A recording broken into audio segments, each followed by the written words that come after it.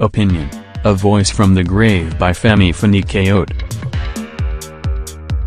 Editor's note: President Muhammadu Buhari's audio message greeting Muslims as they celebrated Eid-el-Fitr has continued to generate a heated debate among Nigerians.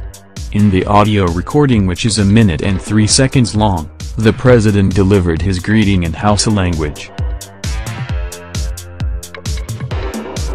Femi Fani Kayode, former Minister of Aviation, in this piece criticizes President Buhari for not addressing the nation in English, which is the country's official language, saying it is insulting. All of us who do not speak the Hausa language in which Buhari allegedly addressed Nigerians are being told one thing: you do not belong here. Can anyone ever come up with a more powerful rationale for secession? Kayode Samuel. Can anyone fault Samuel's thinking and rationale? It is obvious to me that it was not our beloved President Muhammadu Buhari that spoke in yesterday's Salad Day audio recording. And for whoever it was to address the nation in Hausa is deeply insulting. Hausa is not the lingua franca of Nigeria. Can you imagine Obasanjo, Shonak nor Jonathan sending the Nigerian people a Christmas message in Yoruba or the Ijaw language respectively?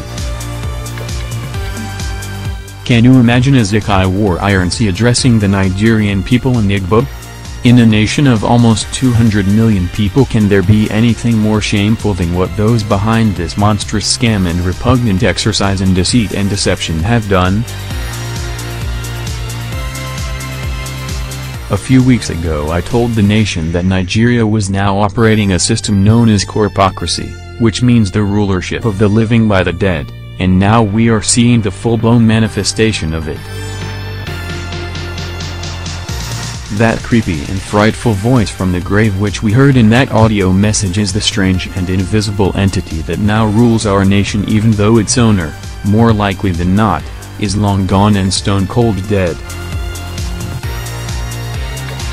We are being ruled by a strange spirit and an elusive ghost that resides in an unknown location in the United Kingdom. And in the last 50 days that this strange spirit has taken up residence in the United Kingdom, that nation has suffered one form of tragedy or the other. If it is not a brutal terrorist attack with bombs, cars or knives, it is an avoidable raging fire in which many were gassed to death by cyanide and then burnt alive in the sanctity of their homes. Wherever that strange spirit and voice from the grave resides, it appears to bring bad luck, tragedy, bloodshed, disaster and tears. Is this not what the Holy Bible describes as the spirit of Achan? Is it not an accursed thing? Is this not witchcraft and voodoo in its purest and most unadulterated form? Is this not diabolical? Is this not a national disgrace and a self-inflicted moral crisis and disaster? Do these people have any honor, any dignity or any self-respect? Is there anything that this vicious, ruthless, bloodthirsty and relentless cabal of ethnic irredentists and religious bigots not prepared to do to hold on to power in the name of a helpless and dying man?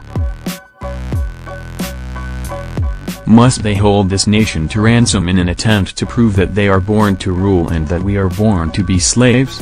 Must they rule us both when they are alive and even when they are dead? When did Nigeria fall into the grip of this barbarous form of deep and mystical occultism? It appears that we are all under a spell. This enchantment is so deep and powerful that no one even complains about what is nothing less than a sacrilegious assault on our collective peace and national sensibilities. May God forgive us for whatever it is we have done as a nation and as a people to deserve these insults and this shame and ridicule. May that strange voice from the grave be forever silent, and may our nation be ruled by the living and not the dead. Your own opinion articles are welcome at info@corp.nage.com. Drop an email telling us what you want to write about and why. More details in Nage.com step-by-step guide for guest contributors. We're ready to trade your news for our money. Submit news and photo reports from your area using our Citizen Journalism app.